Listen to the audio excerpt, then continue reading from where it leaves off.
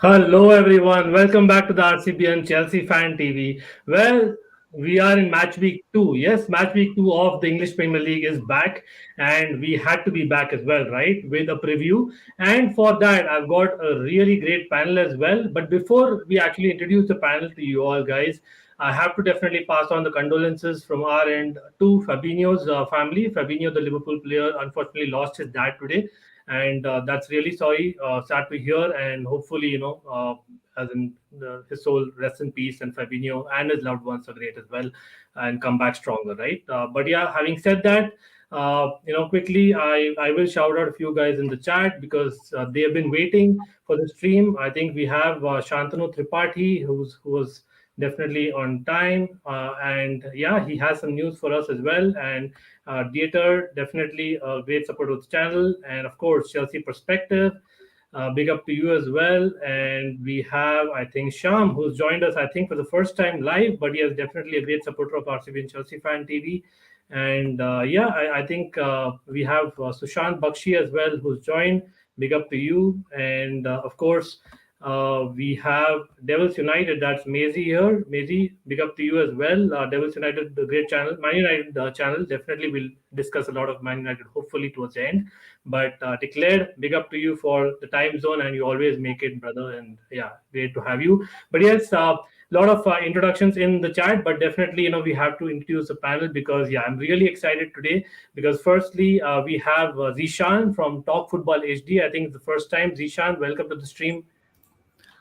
Hey man, hi. It's great to be over here. Nice to finally talk to you on the stream. Absolutely, Hi my everyone. pleasure. My pleasure. Yeah. So just so you know, guys, Zishan, as in, I don't think Zishan really needs an introduction. But having said that, I have to say that he's a fantastic. I think a fanatic in terms of La Liga and especially Barcelona fan. But he follows all the leagues, and of course, he has a soft corner, big soft corner, I believe, for Arsenal in the English Premier League, and that is why he's here. But Zishan, like I know that it's probably the wrong question for you, but I have to ask you, mate. Like Messi going, I'm sure like it's still sinking in. How does it feel? It's been a one game, I think, after that.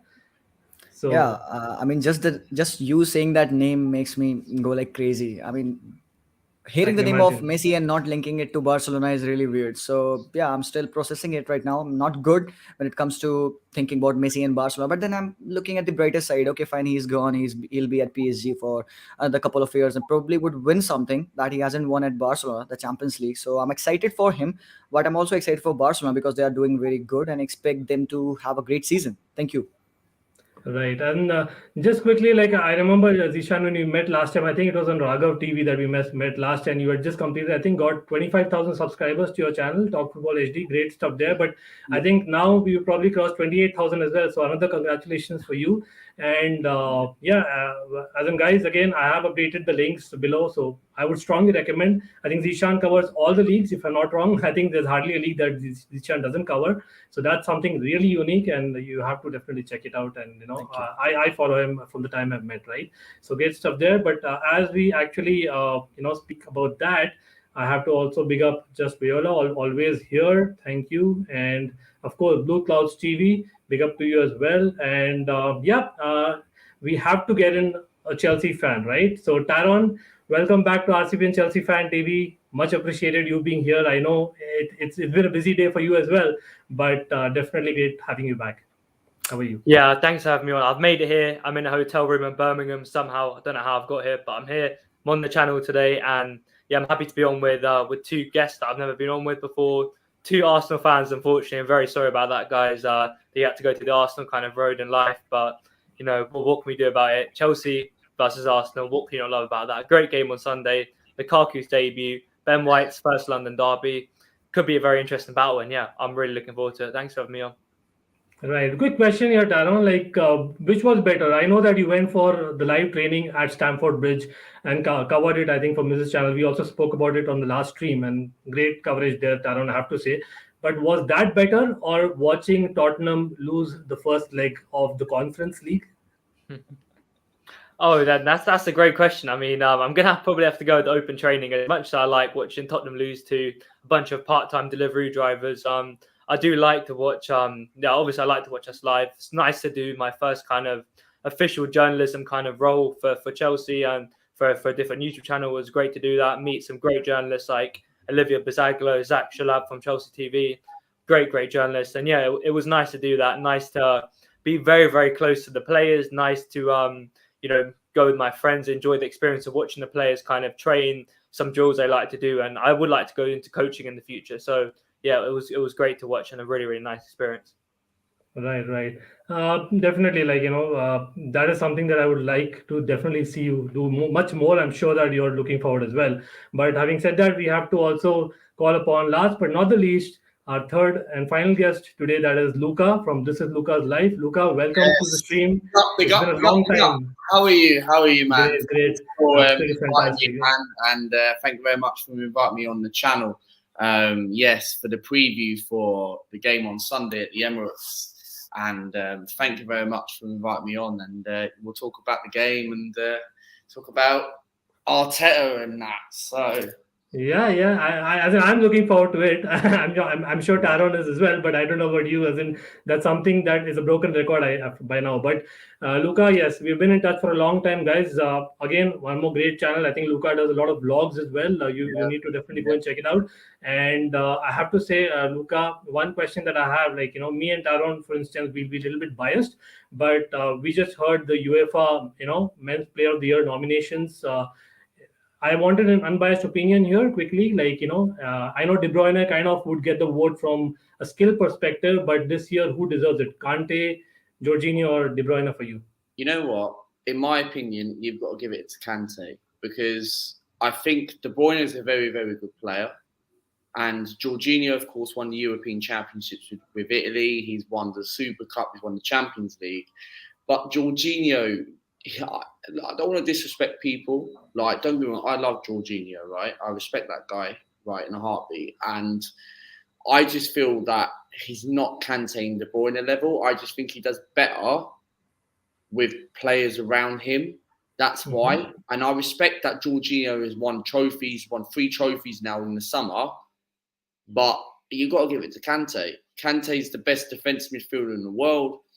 Better, like the next Vieira. He's absolutely brilliant in my opinion, and we missed a chance to sign him in 2016 because of Granit Xhaka. So technically, but I think Kounde has got to get it because what he's won over his career in his short period of time in the Premier League in the last 5 years. He's a two-time Premier League winner. Could win it this season with Chelsea. Who knows? So technically. And he's won a World Cup for France and he's won the Champions League. So I think Kounde, to me, like Jorginho, I respect Jorginho, what he won. And he won the Euros, he's won the Champions League and the Super Cup. But you've got to give it to Kounde, man. Yeah, I get that because, I have to appreciate you there, Luca, because just so you guys know, I think Luca also has an Italian connection. And not going for Jorginho itself, gives it away, right? But yeah, then chat. I don't know about the chat. I know Chelsea perspective is probably saying Jorginho deserves it. I actually voted for Jorginho, just so you know. But yes, we have a vote for Kounde, so fair enough. But like Declan said, it's not about basically who's a better player. Yes, I agree with Declan. That's why I actually went for Jorginho, and I agree with you there. But yeah, it's about opinion. So let's see how it goes. But having said that, we have. Met the panel, we met the chat, and of course, spoken about what's happening in the news apart from what is, going to happen this weekend. And that is why we are here for, right? So let's begin, guys.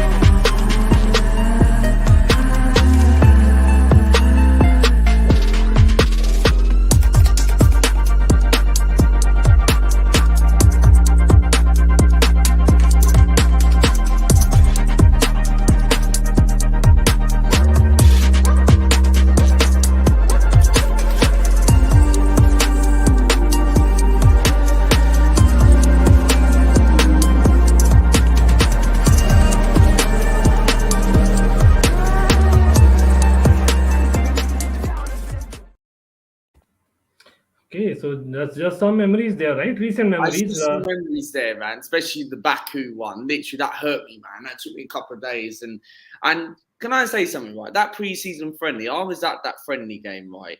And that game should have ended 2-2. And I know people are going to say, oh, yeah, the result was 2-1 Chelsea. But you lot were better in that second half 3 weeks ago. But if you don't count that pre-season friendly, you haven't beaten us in 4 games since Abraham scored. And See, that's what I was getting to, right? So Yeah. let me put it this way. I'll actually throw that question to Zeeshan, right? Zeeshan, like one fact is about, because we're talking Arsenal here, right? So I would like your opinion as well.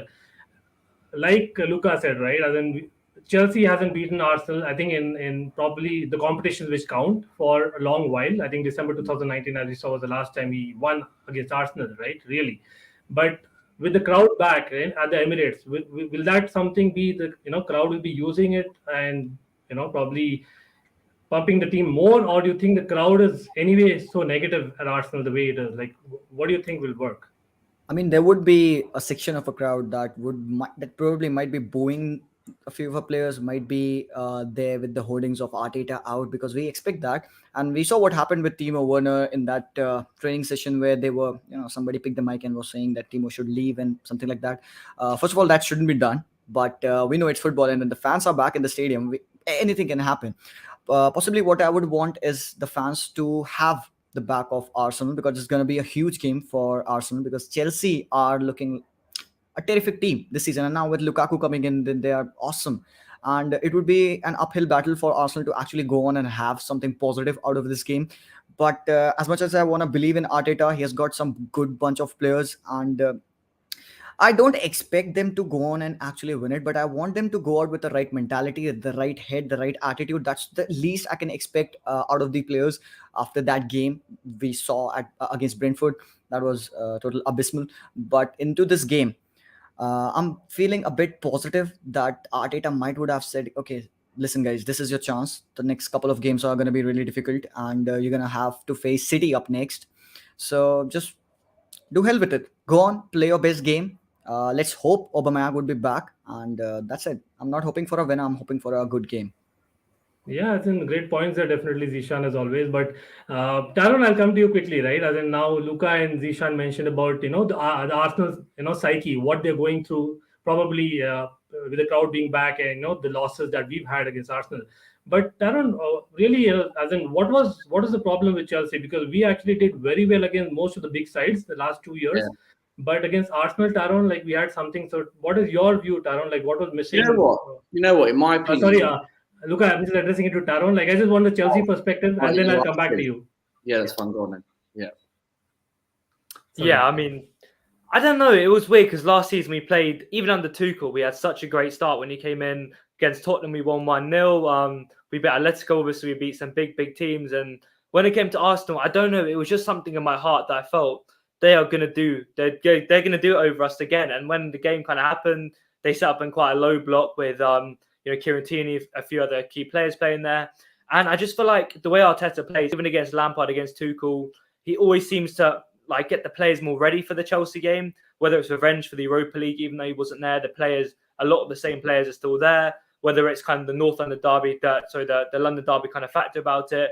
There is some kind of oomph in the Arsenal players that the Chelsea players don't really have in them games. Even the game when we lost 3-1, let's not forget Arsenal's form before that game. I believe they lost 10 games out of 12 or something like that. They lost to Aston Villa at home, they lost to Burnley at home, and they came to Chelsea when we were in electric form and absolutely did the dirty over us. So yeah, I'm not quite sure what it is. We've had 2 different managers to kind of change it, but Thomas Tuchel in the preseason game, I know that was just a preseason game, but a lot of the players, the Arsenal players, have been there for most of the preseason. They did have, I say, quite a few players at the Euros, so it was quite a strong team for them.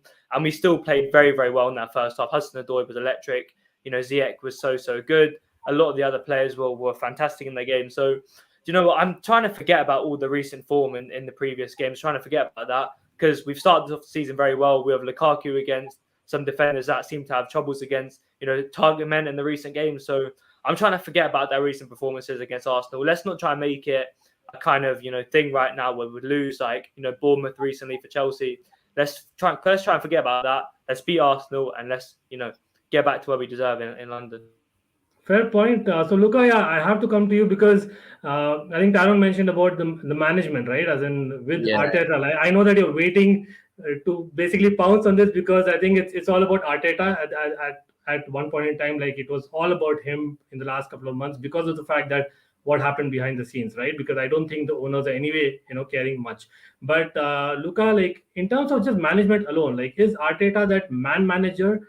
Because You at the know end of what? the day, yeah, no, the reason why I'm asking, why? Because Yeah. now we mentioned about the crowd being back, right? So imagine playing that negative football that Arteta did. Like Yeah. Taron mentioned about the way they, had the formation, etc. Like, is he that man manager to tell them, hey, we got some great results against them.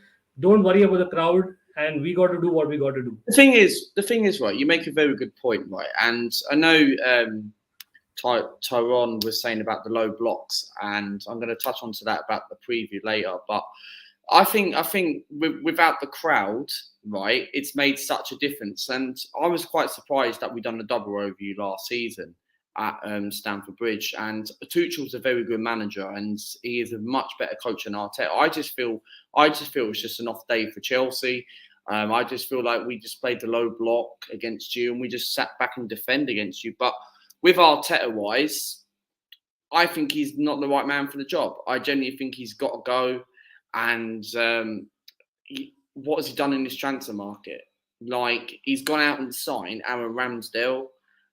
Yes, we needed a goalkeeper and a backup goalkeeper, but it's made it worse. He's been relegated for three or four teams, and to go out and pay £30 million, like, people can actually blame that Stan Kroenke is the problem. Yeah, I know he was the one who actually hired, right, Arteta, Edu, and all them lot, and Vinay.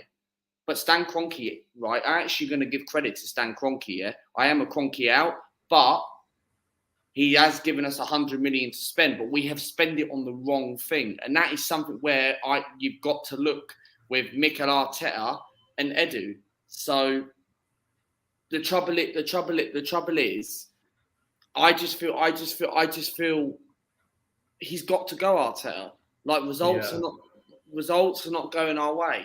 So that's the thing. Exactly. No, I hear you definitely, because I think that is the common thing, right? So I'll just quickly switch to this question and put it to Zeeshan, because it's against it's about Arsenal, right? So firstly, Fateh, thanks for joining in. That's Fateh. I know Vankachan last time was wondering who it is, but it's Fateh. So do Arsenal fans worry players like Saka might soon leave? Sorry, but yeah, and that's obvious, right? Zeeshan, like, probably they are waiting for them to leave, probably, and probably rebuild, and that's been going on forever, right?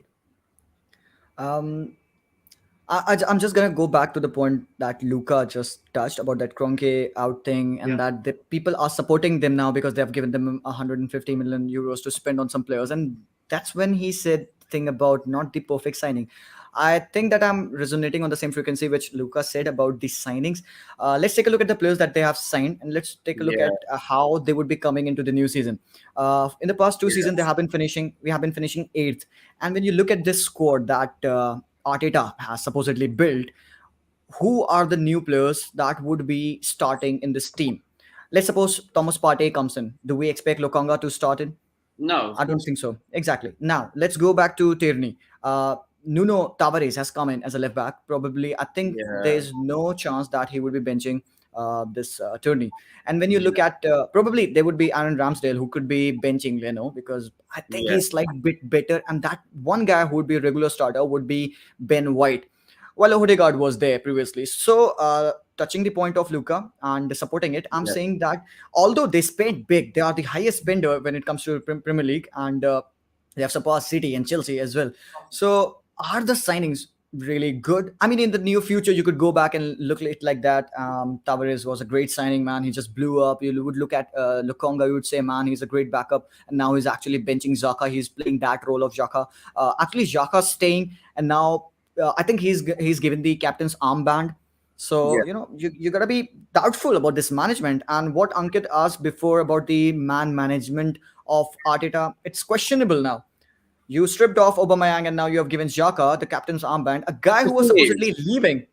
He was the thing leaving. He was is, linked to Roma. the Yeah, thing is, sorry. you made sorry to interrupt you. The thing Yeah. is, you made a very good point. Like, rumours that Aubameyang's back on Sunday, and he's got the thing is, not to disrespect Aubameyang. I love Aubameyang, but the trouble is, I know he's going through a lot of problems and that, and he had malaria and that, and then he's not been scoring goals in pre-season. But you've got to give the captaincy to someone like Tierney. He's a leader. You don't give it to someone like Aubameyang. You don't give something to like Granit Xhaka, because they're not leaders on the pitch. And someone like Tierney, you give it to someone like that, which I think he's a proper leader. And I do think he actually offers something on the pitch. So I just think Arteta needs, like on Sunday against Chelsea, if I was in charge, I would literally give Tierney the captaincy because he actually offers. So yeah, absolutely. Like, great points there, guys. But yeah, I have to pitch in here because Zeeshan, it's your birthday. No, Sushant, come on. It's on 25th, man. You are 3 days early, I think. Okay, but yeah, Anyways, thank happy you. birthday in advance. But yes, Oh, quickly, that's Taron, we've heard the Arsenal perspective, right? As in definitely from a Chelsea point of view, yeah. Tuchel is the man manager, right, Taron? So, Taron, any comments on Tuchel's man management? Looking at the results that we've had, right? I hope that will only help us go forward, right? Yeah, definitely. I mean, Tuchel, when he came in, first of all, when he came in, when January time, Antonio Rudiger was nowhere near the first team. Jorginho was nowhere near the first team. Thomas Tuchel brought them out of the cold even, made Jorginho feel comfortable in the system, kind of built the team around him in the centre of the pitch. And now their two players are, I say, two irreplaceable, undroppable players in our team. So, yeah, his man management, first of all, from the start, even though the young players, maybe Tammy Abrahams and the other kind of players haven't been played as much, he still brought players like Mason Mount and made them play amazing. Players like Reece James are still flourishing under him. So you can tell that in interviews and stuff when players are talking, they do seem like Tuchel has really gotten a big buzz out of them. He's always expecting more of them. He's always having one-on-one chats with them. He's always discussing how he wants to win trophies, how he wants to not just battle for the top four, but wants to be elite winners. We've just won the Champions League, and these players are coming out and saying that they want to win the Premier League. So, yeah, I think Thomas Tuchel's really got a real buzz out of these players. He's made them feel back to where we were in January time. We were in a state. We were 10th in the league. We were nowhere near the Champions League trophy, nowhere near. He's got the players back in the right kind of direction with the talent we have on the pitch. And it looks like we're going in a real good direction now. So it's just about where we can go from now with players like Lukaku. If he can incorporate the signings, and he's already got our squad playing well, if he can incorporate the signings and keep everyone happy, bring in maybe Jules Kounde and some other players as well, I feel like this could be a real dynasty for the next 5 to 10 years. And our club's been known as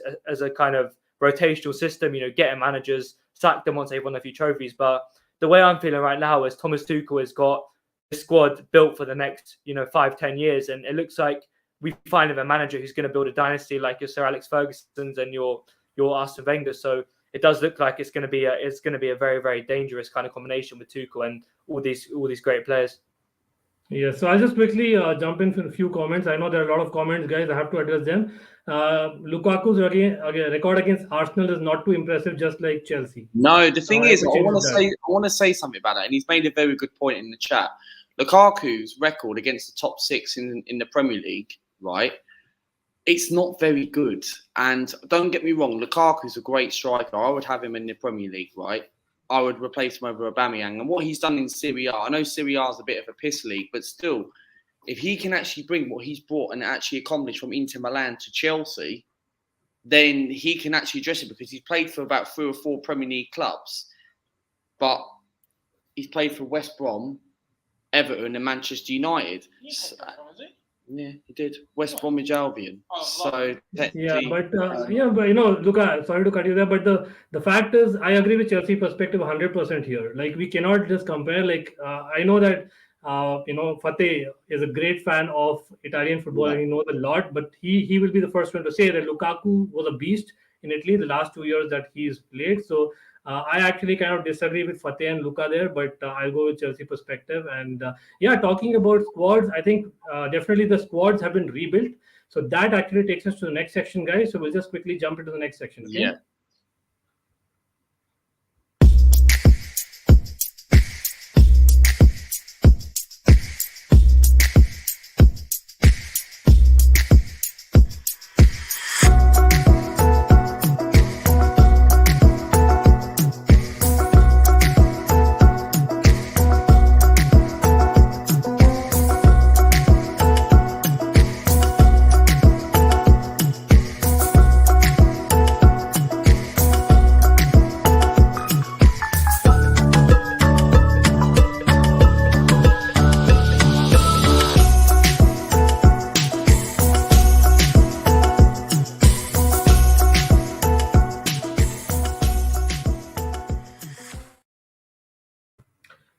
Well, a lot of stuff there, but I'll come to Zeeshan first. But Zeeshan, before I put the question to you, I just want to ask a quick question to the chat, right? I want them to basically just from their memory tell me like which was their all-time favorite Arsenal versus Chelsea game, or it could Yeah. be at Stamford Bridge. So, chat, maybe if you can just help us recollect, what was that game which would inspire, especially with the fans Yeah. back. I think that is something that probably will be the biggest motivational factor for me, right? But coming to Zeeshan.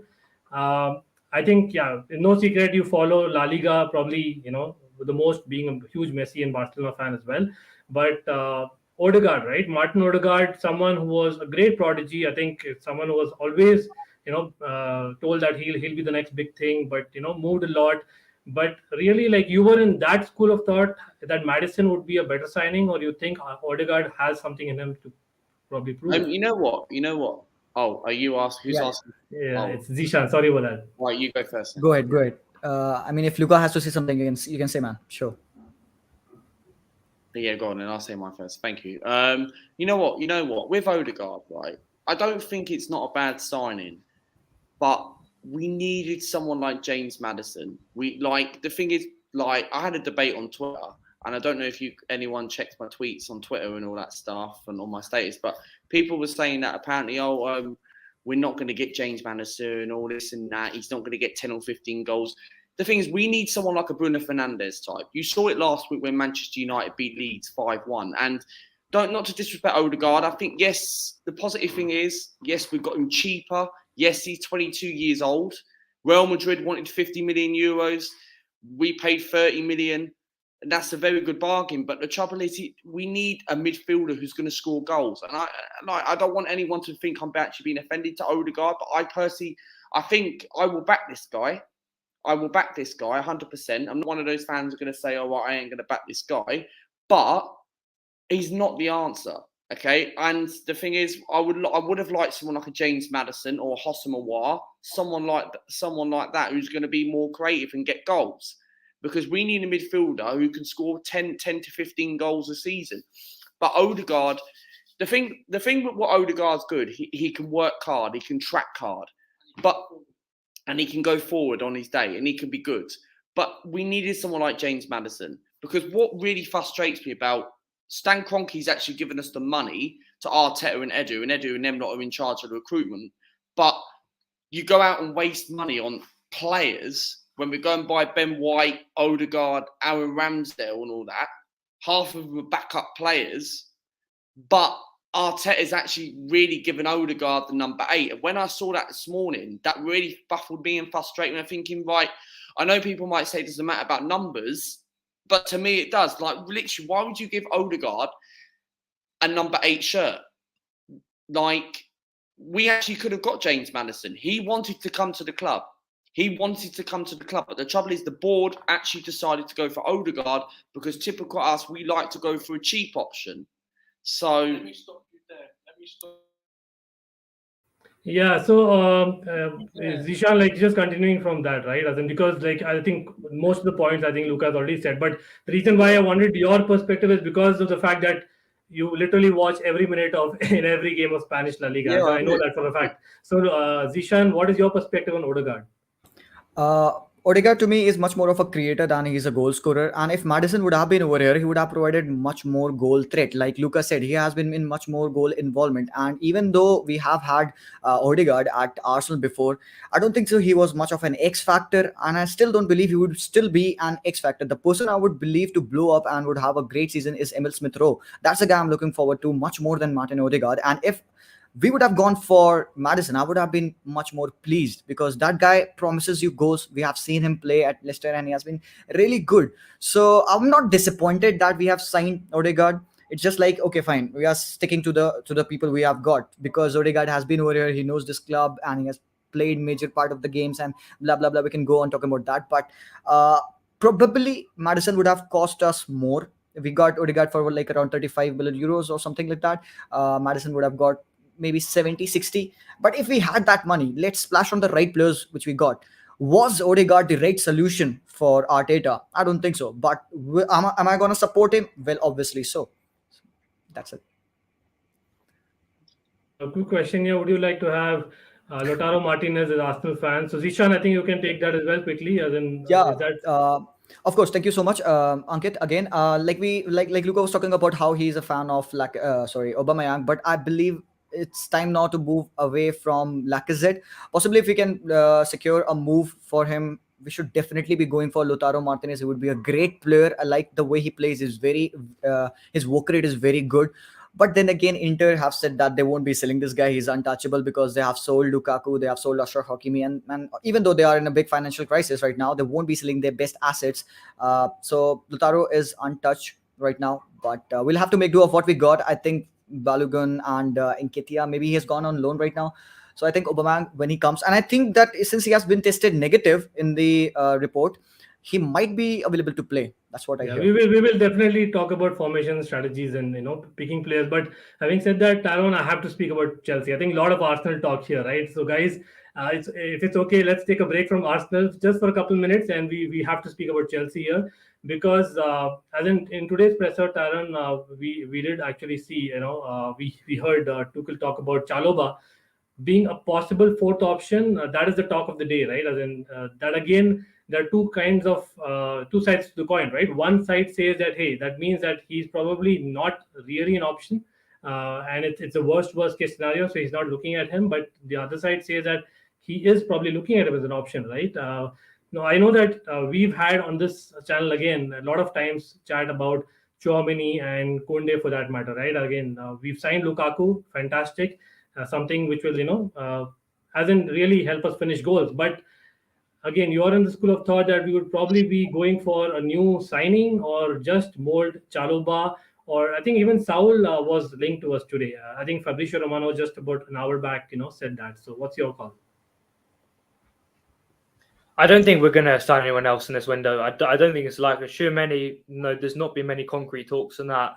Jules Kounde, obviously, there's been a very, very heavy discussion at Chalobah has had that conversation with Thomas Tuchel, and he has been told that he will be in our first team setup this season. So Jules Kounde, I think next season would be more likely for that. If Azpilicueta, his contract won't be running down, Thiago Silva, all these other players might be leaving. I think we will sign Kounde next season, but those talks still that Kounde is not going to be done in the last few minutes of the transfer window. If it's going to be done, it's going to be done in the next few days. So I don't think Kounde is going to be done. Like I said, Ethan Ampadu, at the open training session, he had a big part to play in midfield. He's been talked about being the fourth choice option. Loftus-Cheek, I believe, has had COVID, so I don't know if he's going to be involved right now. But Ethan Ampadu, he's played very well in a few games for Red Bull Leipzig. Even though Sheffield United were very, very poor last season, I'd say he was up there with one of their best players. Even when Jack O'Connor was out, John Egan was out for a lot of the season, Ampadu was one of the key players. So yeah, I think Ampadu will kind of slot in naturally as that fourth choice. If you think about it, not many players are going to want to sign for Chelsea to be a fourth choice to three international big players. Chalobah has had a crazy season. Thomas Tuchel knows how crucial the youth is to the fans and to the team in general. So I don't think he's going to interrupt that with the signing of Jules Kounde. So yeah, what I'm predicting is no more signings come in. Maybe another player in different kind of position, maybe a backup right wing back, maybe. But at the minute, I don't think Chouameni is gonna come in. I don't think Jules Kounde is gonna come in. I do think he's gonna stick with Chalobah, Christensen, Rudiger, Silva, Azpilicueta, and midfield is going to be Ampadu, Kovacic, and Kante. Yeah, I actually go with that as well. Why actually, as in Rumble, the entire squad, when the squad is kind of happy, let them be. As in, at the end of the day, we are having a big squad, and it's about managing them as well. And it's not like Loftus-Cheek and Chalobah have never played those, kind of positions, right? So we can do with that. So yeah, as in great chat about transfers. I'm sure that will affect the squad, and of course, we are all here to talk about the game, right? As in, so let's move on to the next section, guys.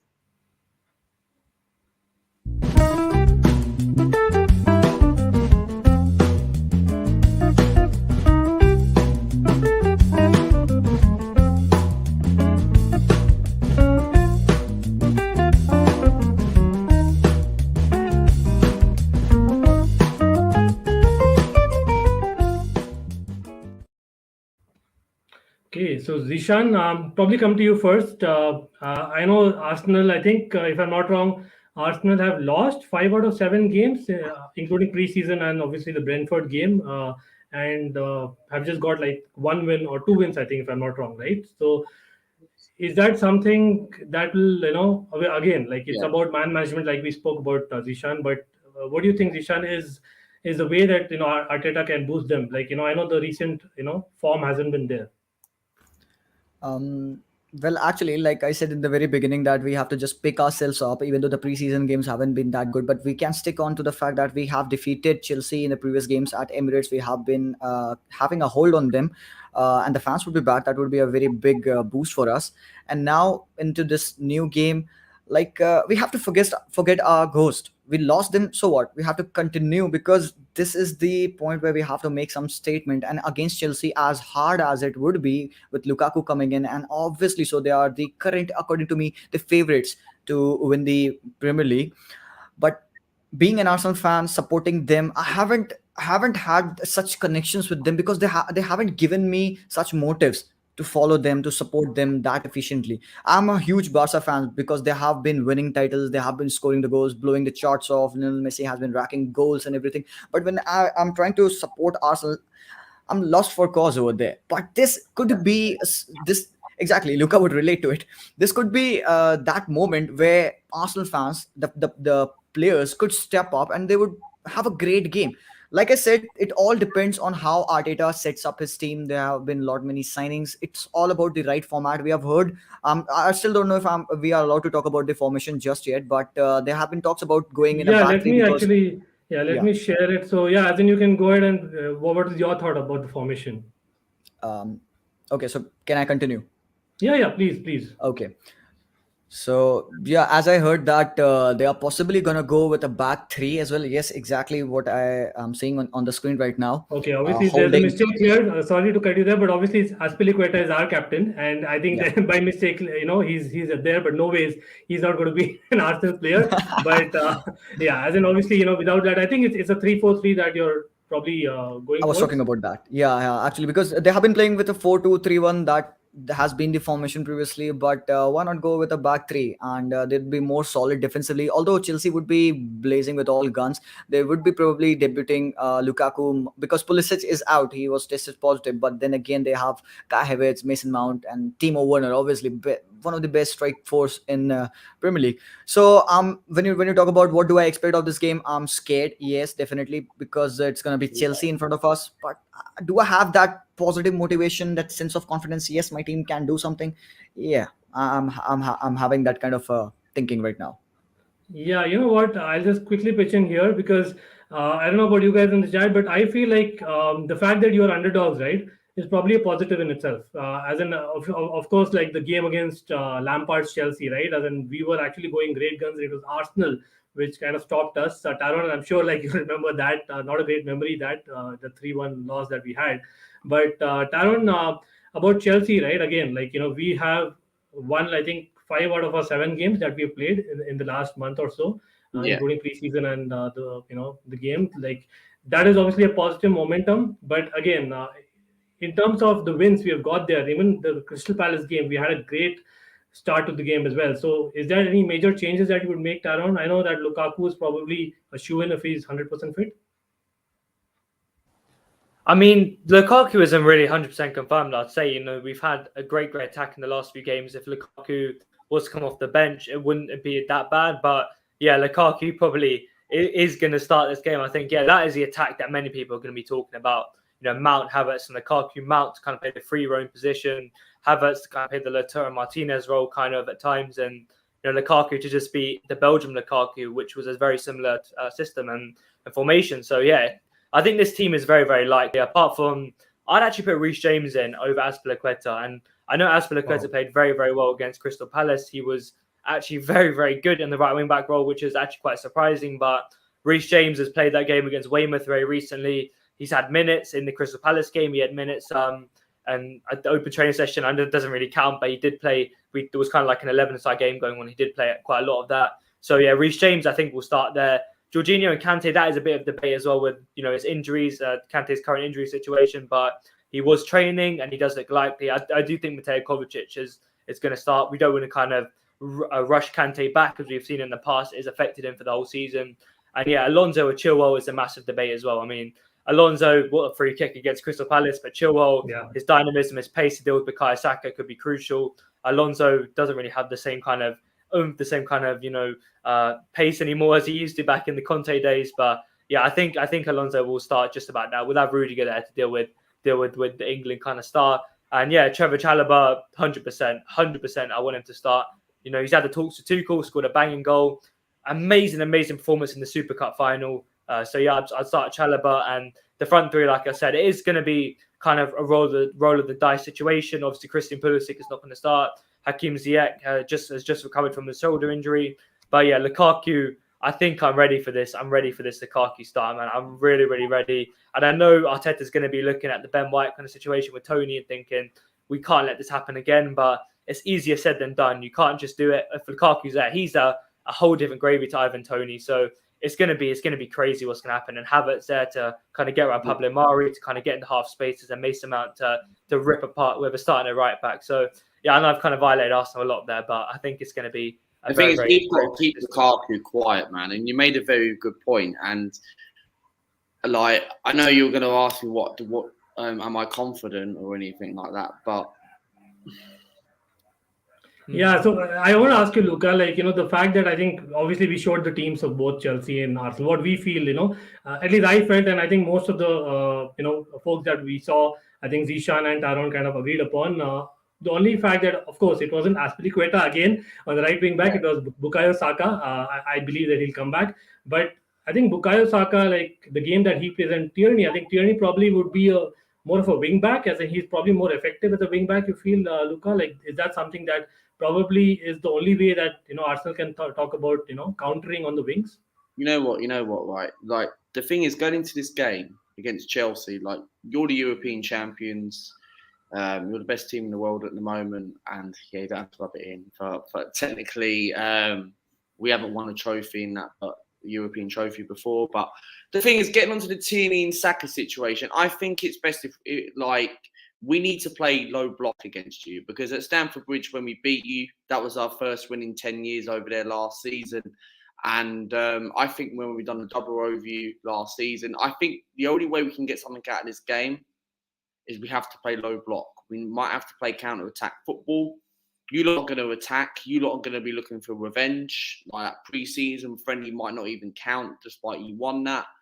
And if you take that out of the equation, 4 games that you've not beaten us since Tammy Abraham scored. So you're going to be going there looking for revenge. You want to get that victory, and we want to go there and try and get a victory, because we haven't won a game this season. And fans in the stadium now are welcome back. Our fans are going to be up for it, because it's a big game for us. And Arteta is really under pressure at the moment. I know he spent over 100 million on average bang out players, but we're going to be up for this. And to me, as a perspective, am I confident going into this game? Mate, as an Arsenal fan, I'd love to be optimistic, say, hey, right, I'm up for it. But I'm not confident, because the reason why, you've signed some good players. You signed Lukaku, and you've made a very good statement. You've bought him at the right time from Inter Milan, addressing his goals from Italy to England. So you lot are looking good at the moment, and you've got some world-class players. And I'm not confident, but we can beat you. We can beat you. We're capable of beating you before. Even before Aubameyang and Lacazette signed, right, in the past, we've beaten you before. So technically, on our day, we are capable of beating you. And we know that our record at the Emirates, since 2015-2016 season, you've only beaten us at the Emirates twice. So technically, we can beat you. We can beat you, but it comes down to the mentality.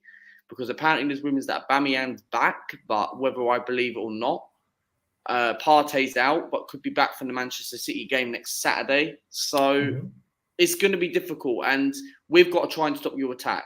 Because I noticed that game when we played you in pre-season, when you beat us 2-1, you put a second team out. Technically, if Thomas Partey, he was our best player on that day, and I was at the game, he destroyed your team. So technically, if Partey would have not been injured, I reckon we would have got something out of that game. And I think your weaknesses, Chelsea have weaknesses, despite you do strengthen pretty much every season you buy each world-class player because you're a big club and you've got a better owner than us and you're ambitious than us. But you have got weaknesses. Rudiger, great defender, but he has weaknesses. Azpilicueta can have weaknesses. Like on our day, Arsenal can turn up. And this is going to be interesting. Let's see. It's the Ben White versus Romelu Lukaku showdown. Ben White didn't have a good display against Brentford, but I'm not going to get into too much stick because I think the whole team were poor. So technically, it's not just only Lukaku we've got to stop. He is the main priority, right? His entire team, basically, right? Yeah, exactly. He said that. Yeah, so this question. So I'll just kind of come in here because this question is kind of addressing similar thing, right? So maybe I'll throw this to either of Zeeshan or Taron. I think either of you can come in here because as in Lukaku and Werner, the double strike force. We saw in Italy how Lautaro Martinez. I think Taron already touched upon, but you guys who actually watch other leagues, right? As in, what do you think, Zeeshan? Maybe first. Yeah, actually, because the lineup that you showed in which there were Mason Mount and Kai Havertz and Lukaku, I was actually skeptical of that. I rather believe it would be better to have Lukaku paired up with Timo Werner because, like that, in that formation, having Lukaku with Timo Werner, it would actually benefit Timo a lot. I don't know if that's what they have been practicing in the training ground, but that's what they should be doing because if Timo Werner has to just blow up, play a great game, we saw how he played at RB Leipzig. I was a huge fan of him because he was a second striker. He used to play with Schick. Poulsen over there, and we all feared him because of his pace, because of his ability to create chances. He's not a number 9, and that's the reason why Chelsea had been suffering, and that's the reason why they got out of their pockets and signed Lukaku. And one of the reasons I want Timo Werner to start is because he has got a lot of pace. Mason Mount doesn't have got that kind of a pace, and if you play two false nines or midfielder like Kai Havertz and Mason Mount, and you're playing Marcus Alonso on the left hand side, like somebody said that Alonso doesn't have got that pace. If you're gonna do that with Mount, better put Chilwell in there for that overlaps. If you're gonna play Mount, that's fine, okay, but just have Chilwell for those overlaps. If you're gonna play Alonso, rather have Mount on the right hand side and play Timo Werner along with Lukaku. That would really be beneficial because we have seen the partnership of Lukaku and Lautaro Martinez. Lukaku is now a better player than he was before he played for Chelsea and United. Now he's much more of a provider as well. We got to see that because he has got 11 assists along with his 28 goals. So even being a top striker, he has improved his passing, his dribbling. He can now proceed with the ball, draw defenders to himself. That would open up spaces in which Timo can lash on, and we can expect that final ball. That could be a killer one. Yeah, let's just hope that he finishes it. But yeah, you just gave the great tactic there to Tuchel, which I'm sure is an option. But Taron, would you go with that? Like that's a great way of putting things, right? Yeah, I mean, there is a talk that Timo Werner does have that pace that, a lot of fans kind of underestimate. Most fans kind of just look at his touch and his poor kind of finishing at times. But if you kind of watch Timo Werner during the games, he does countless things. The goal in the Super Cup, he dragged the defender to the near post and allowed Ziyech to have that chance. The Kai Havertz goal in the CL final, a massive goal. Obviously, he dragged, I believe it was John Stones, completely out of position and allowed Ruben Diaz to go 1-on-1 with Havertz to kind of score that goal. So, yeah, I mean, for a Chelsea player, we don't just want someone who's kind of a space creator. We want someone who can do that, but also score goals, take away easy chances, get assists, which I think Lukaku can do. He can drag the defenders away. He can score goals. He can hold up play. So that's the kind of player I'm looking at. I don't, like I said, I don't want a player who can just do one kind of set role in the team. I want an all-round kind of star, and that's why I wouldn't personally play Timo Werner for this game. I think if we want to stretch out defense, we have Lukaku who can do that. He can also get up with Ben White. He can also score goals. He can also assist. So that's why I do want him in this massive London derby. But nonetheless, Thomas Tuchel does really favour Timo Werner. He's played him pretty much every single game he's had the chance to play him. And if you kind of remember the last game he played against Arsenal at Stamford Bridge, Timo Werner wasn't starting that game, and we ended up really struggling to break down that low block, to stretch the centre backs out, to stretch out the wing backs, and to create chances in the middle. So you can look at it from both sides, but the kind of the pendulum that I'm kind of swinging to right now is saying that we started Lukaku, Mount, and Havertz. Havertz can do a lot of great things in that pitch, as we've seen. He's had an electrifying start to the season. Mason Mount was so good against Crystal Palace, and obviously Lukaku, we have to play him in this game. So, Werner off the bench, if we're winning 1-0 and Arsenal need to come on to us a little bit, we have a pace guy, kind of a Usain Bolt, kind of look like to run in behind and score the goals. So yeah, that's kind of how I'll go with that kind of question. Yeah, absolutely. Like some great points. Yeah, please, Luca. Yeah, go ahead. Sorry to interrupt you. No, please go ahead. I want to ask. What's his name in the corner? The one. You mean Taron? Zeeshan, okay. I want to ask a quick question. Are you confident going against us? Are you confident going into us? Because as a Chelsea fan, for you, like, you would be very optimistic, and like, you're on good form. You signed Lukaku.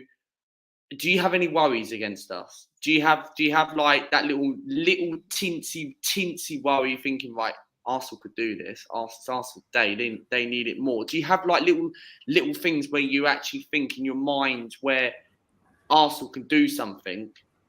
Now, apparently, yeah, I get that. Thank you. Firstly, I'm not a Chelsea fan. I like Arsenal, but then again, if I were a Chelsea fan, I was asking both of you down the bottom and all that stuff. Okay, your bottom. You asking Taron? Yeah, Taron, and then you. Okay. Oh, sorry about that. Taron, go ahead. Yeah, Man, yeah. Go ahead. Sorry, Zeeshan, there. Yeah, to be honest, no, I'm not worried. And no, I'm just joking. There is obviously some kind of element of fear with Smith Rowe, who had an electrifying game against I always forget, Brentford. Sorry about that. He was really good. Bukayo Saka can basically change the game out of nowhere. If Aubameyang's starting, he can always finish any chance comes his way. You know, Ben White, he did play bad against Brentford. That to be frankly honest, but I'm sure a guy of that standard is not going to let the same thing happen twice. He is going to be really up for this game. He's going to want to rise up to the challenge, and obviously Kieran Tierney, who I think is up there with the best left backs in the league, just with Andy Robertson and Chilwell. So yeah, and Luke Shaw obviously. So yeah, there is obviously an element of fear, but that is very, very small in my mind right now. And the only factor that I have is the Arsenal juju, which always happens where we just lose against Arsenal and something goes wrong, low block, missed chances, Jorginho mistake, random things. But, you know, I think we have the quality 100% to beat Arsenal this season. And every single game we play against them, everything about us right now is pointing towards a title charge. And Arsenal's is not really pointing towards the same kind of standard. So, yeah, it's a great question. But the only kind of element of doubt I have is your players. But in terms of a system, I don't think there's a clear kind of style of play there. I think we'll give you a game. I think we'll give you a really good game, and we might have, of course, a little bit of problems. But I'm not optimistic.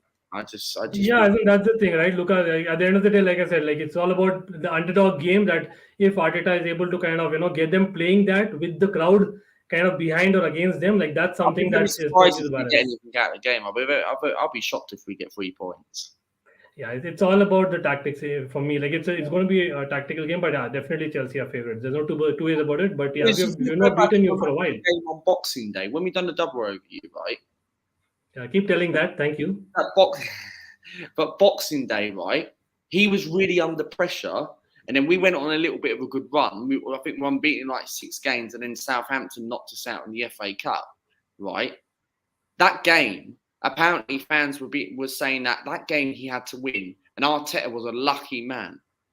Could history repeat itself? You don't know, because you lot are favourites to win this. You've got Romelu Lukaku, all your players are firing, and we've got to be on our game, because the way we played against Brentford, if we play like that, it could be a cricket score. You don't know that. So, Zeeshan, like I'll take your opinion as well, right? Because like Luca said, right, it's about.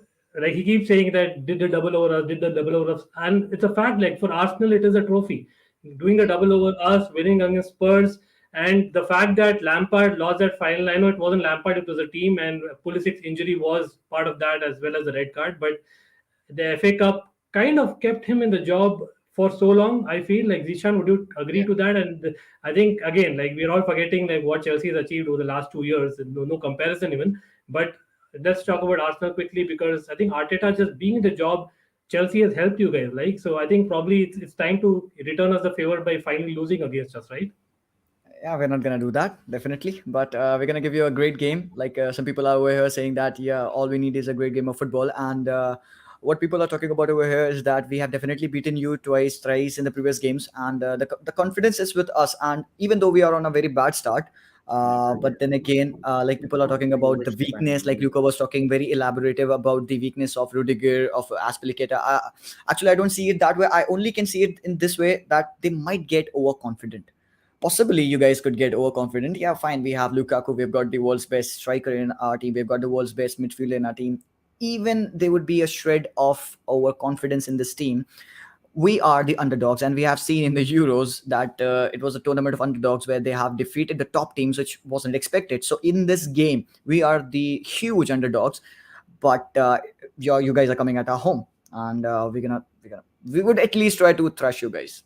Yeah, as in again, like I actually kind of agree with you, Zeeshan, because although I know that we are favorites and we are definitely strong favorites and have a team and Tuchel, the tactician he is, we've lost against you, so we'll be even a bit more careful. But the fact that the crowd is there and going to Emirates again, it's basically it can work two ways, right? As in, I'm hoping that it works the Chelsea side. But yeah, great conversation, guys, and that takes us to the next section, which is where we actually look at what's going to happen.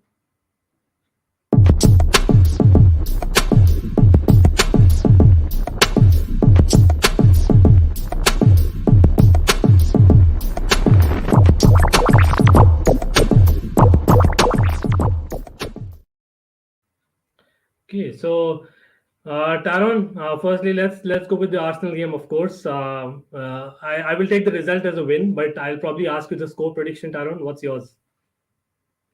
Yeah, this is a difficult question. I don't usually like to do score predictions because it always comes back to bite me, Twitter later on. So, I'm gonna go with 7-0. No, I'm joking. I'm gonna go with a 3-0 win to Chelsea, and I'm going with the goal scorers: Lukaku to score his debut goal. Lukaku scores his debut goal, a Jorginho penalty, and Antonio Rudiger header. Just because you guys were violating Rudiger a bit, so yeah, that's what I'll go for. And yeah, I think it won't be like a cricket score. I don't think it'll be like that. A lot of Chelsea fans are expecting that. But I think Arsenal, like you said, always perform against us. They always play really well. Ben White's going to have a lot to prove. Arteta always seems to keep his job against Chelsea. Think to the FA Cup final, you think to the December game. So yeah, the Club World Cup. Yeah, I think we will win it this year. And yeah, I'm going to go with a 3-0 win. Yeah, definitely. Thanks, Mike, for joining. But yeah, big up to Miss Selena as well. Of course, a lot of people joined late. I couldn't, kind of verbally big up you, but definitely, I appreciate everyone joining and hope you all are smashing a like so that we have more people joining this last section, right? So what I'm going to do with the Arsenal fans is on a Chelsea channel, I would like not to have, an Arsenal win prediction done. I don't know if I can do that. That's probably a cheat code, but yeah. I'm going to share my screen and we'll quickly go over the other matches because I know that there are a lot of other fans for there in the chat who will be watching the video as well. So just give me a second. I'll just try and share it.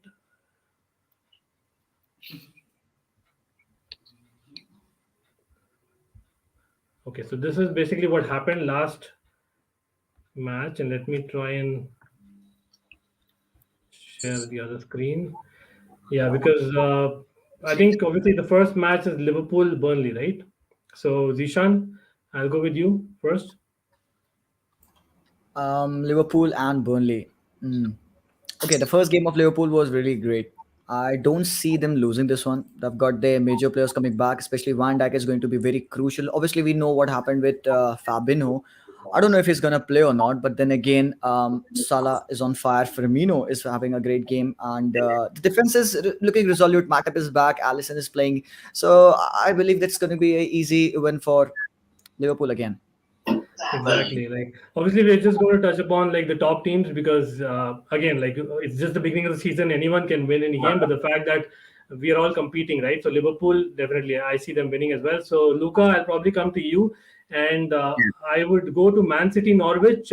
Maybe a score prediction quickly. I know that Norwich have a couple of good players. Yeah, I've got predictions and that, and then I've got to shoot off in about 5 minutes. But Manchester City versus Norwich. I think City's result against Tottenham last week. I think Tottenham's played really, really well, and I think Manchester City will win this game very comfortably. Not to disrespect Norwich, but I think they're going to be a yo-yo. So I think City will get their first win of the season, and I think City are going to win 4-5-0.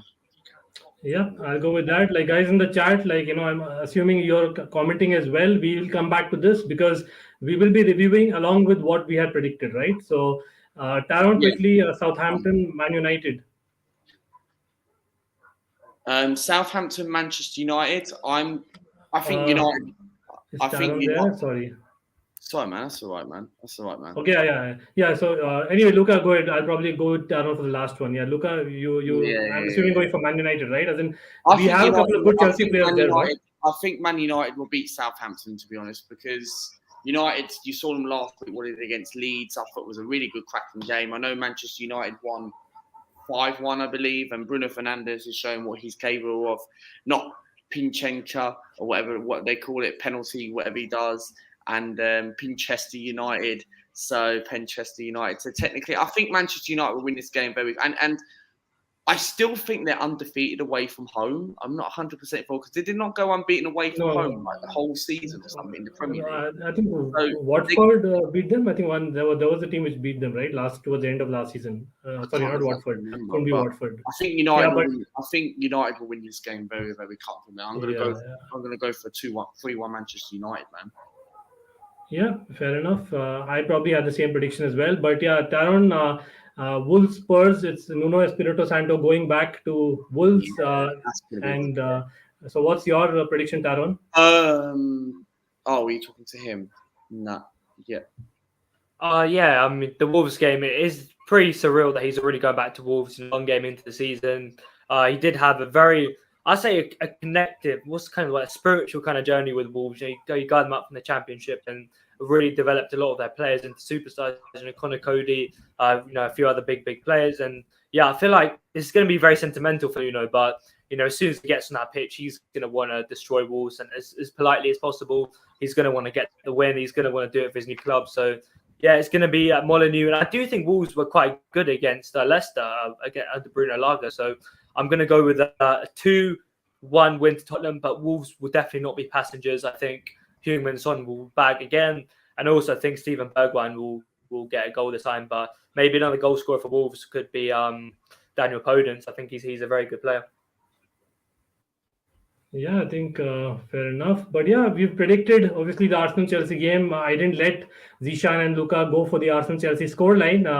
I'm sure that you guys will anyway agree that Chelsea are favourites. You know what? And then I need to get myself out of that. Thanks for having me on, man. But technically, Arsenal versus Chelsea, my heart is saying we can get a draw, but do I have to be positive or do you want me to be negative? It's really, you know what? Say what you feel like. Come on, Luca. Come on, go for a win. Come on, I'm backing you. You know what? I'm going to go positive. I'm going to go for a draw.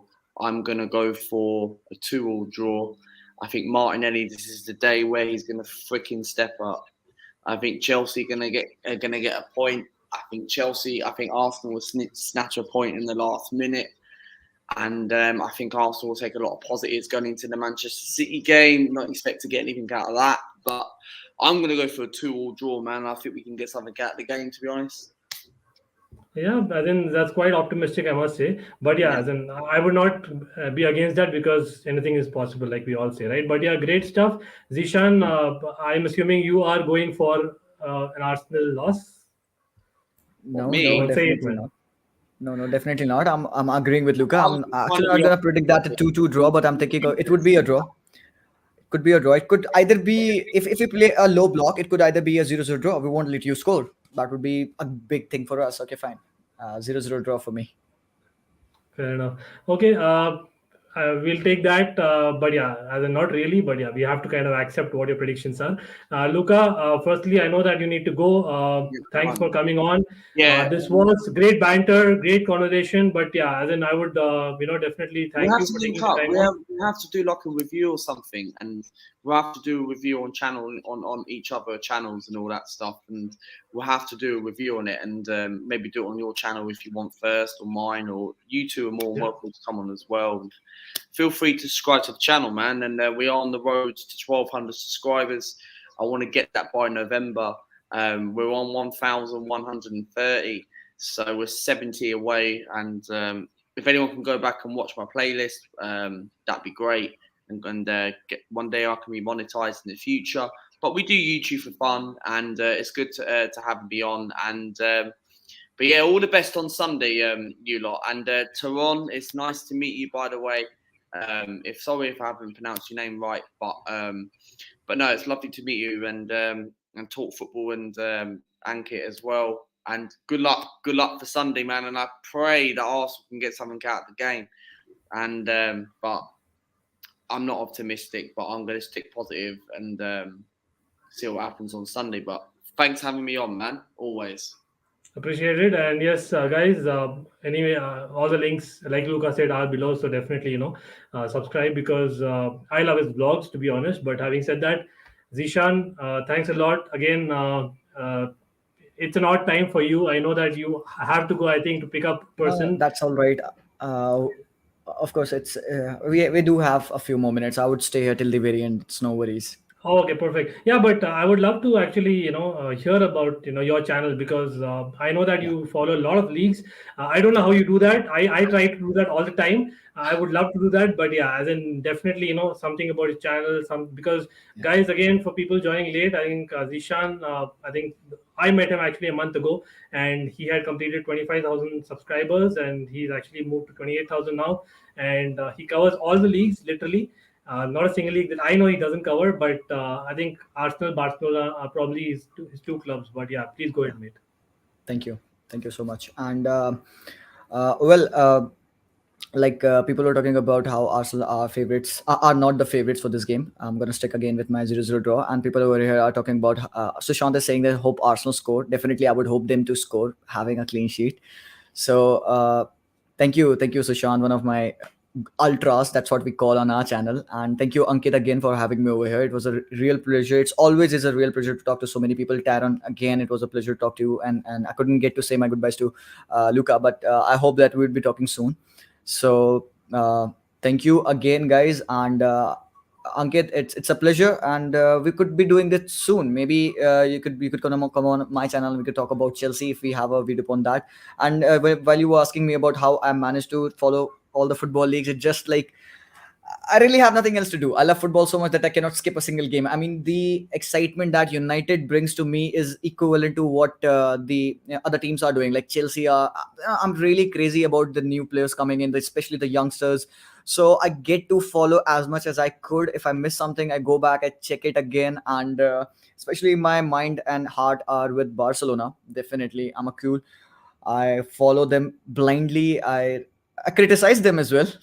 But now we have to be diversified because I tried to stick to Barca in the beginning, but then that wasn't working out. So I was, since the beginning, since 5, 6, 7 years, I've been watching all the leagues.